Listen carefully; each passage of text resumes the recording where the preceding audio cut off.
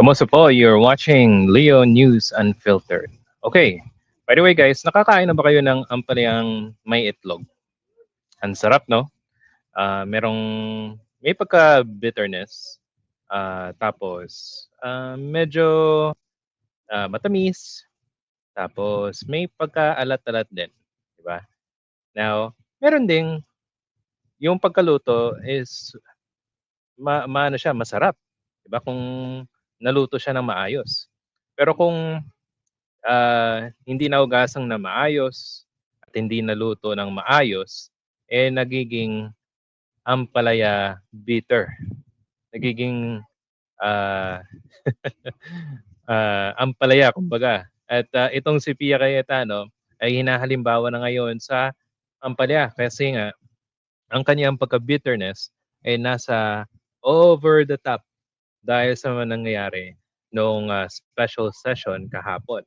At dito pumunta siya at naging ano pa siya, arrogante, irate.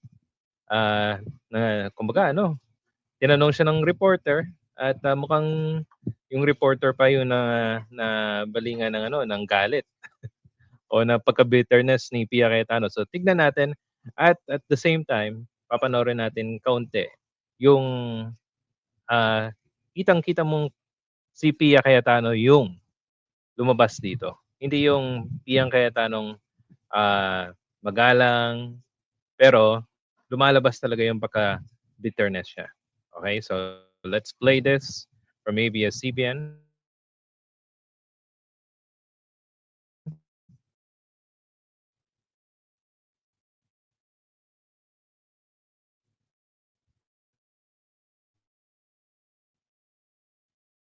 Yung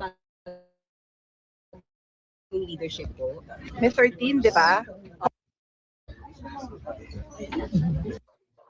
Kita ba yun? Okay, wait. Medyo nag-lag tayo ng kote.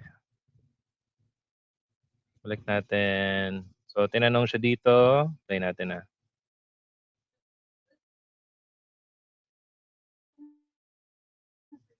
Yun ang po natanggap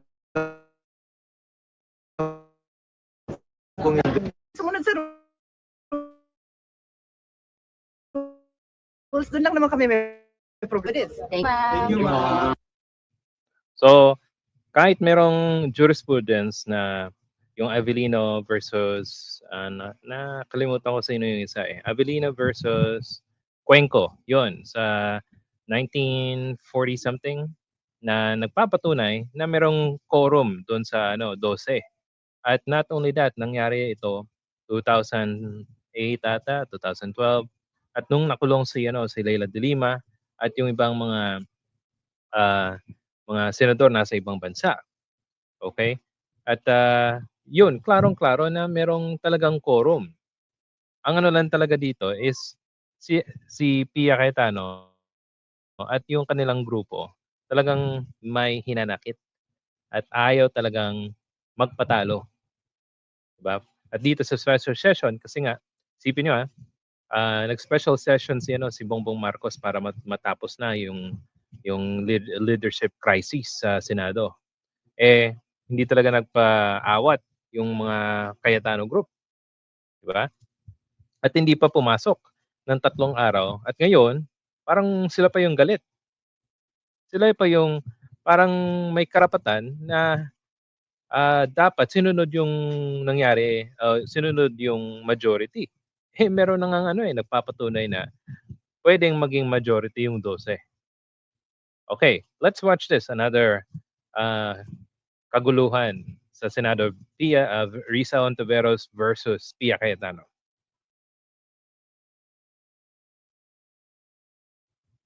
Thank you, Mr. President, because earlier this morning, Her Honor put on record that no amendments were submitted.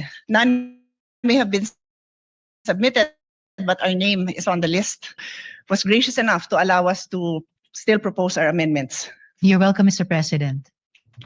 I made a record earlier I that thank there the were... majority floor leader, not Her Honor, because Her Honor closed the period of amendments despite our name being there. Well, Mr. President... Di ba? Kumaga, you're welcome, Risa Hontiveros, tapos bumirada itong si Pia na mayabang. Kumbaga, hindi ikaw yung pinapasalamatan ko, yung majority leader. Hindi naman dapat ganun yung asta ng isang senador, di ba? Lumalabas yung kanyang pagkaampalaya.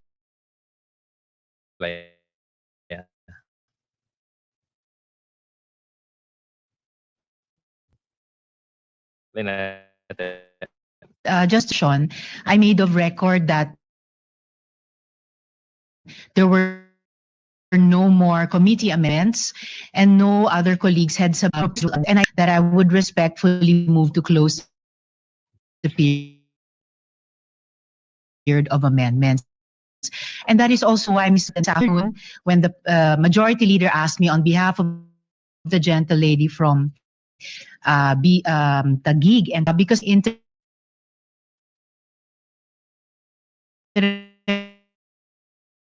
like any umbrella one, the gentle lady is desirous to present the amendments. Then by all. So, yun naman pala eh.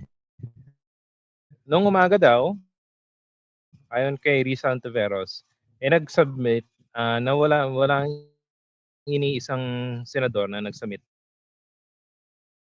yung amendments. Okay? Kaya nga na-close ni Risa Ontiveros yung bagay na dapat mag-interpolate o makipag-usap para merong amendments.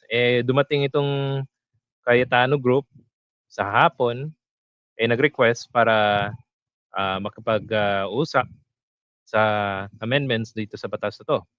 Ayun, pumayag si Risa Ontiveros, tapos naging arrogante pa itong si Pia Ampalaya. So, kung ikaw ang isang kakarating mo lang, hindi ka pumasok ng 3 araw dahil sa kailangan ng isabatas yung mga batas na dapat ibatas noong June 1, 2, and 3 at yung Commission on Appointments. Tapos, dito magyayabang ka. Tapos, pahingalingal ka na parang ikaw yung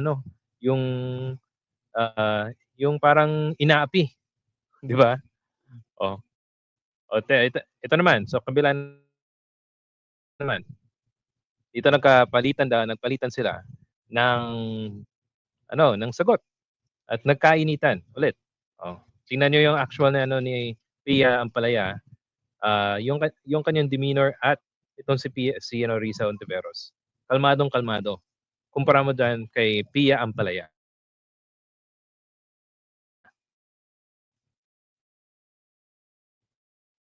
CSWD DOH. So in effect, Can the Your Honor promissory note, if I may just complete sure. this last sentence, the promissory note Ba? Overtaking pa.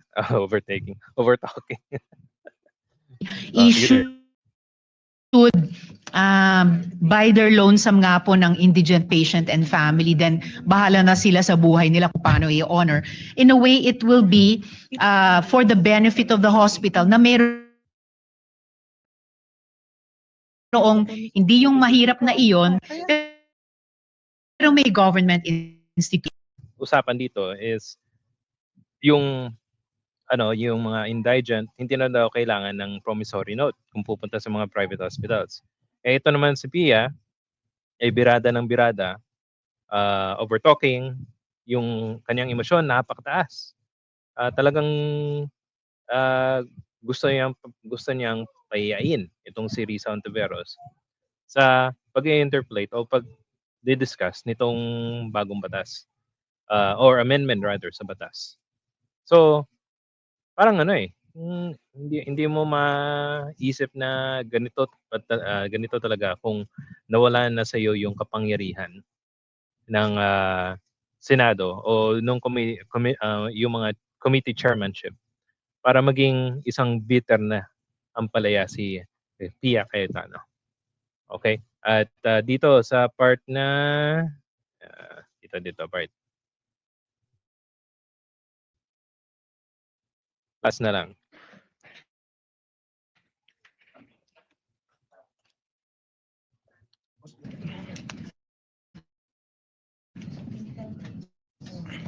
should we suspend? Because what Her Honor is saying is not written in the bill. So I don't know if We Her may Honor suspend, would Mr. President, like but me to approach and try to explain it in. We Can ask may your suspend. staff because it's not written in the bill. suspended is actually Kindly gentle read lady. it. Kindly read. Dinanggit niyong 5 items. Nandyan nakasulat yan.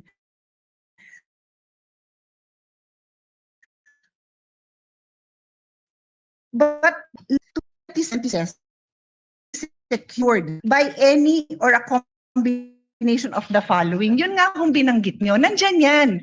But it says a promissory note will be secured. My question is, ano ang mga ospital kung hindi nyo pwedeng ito,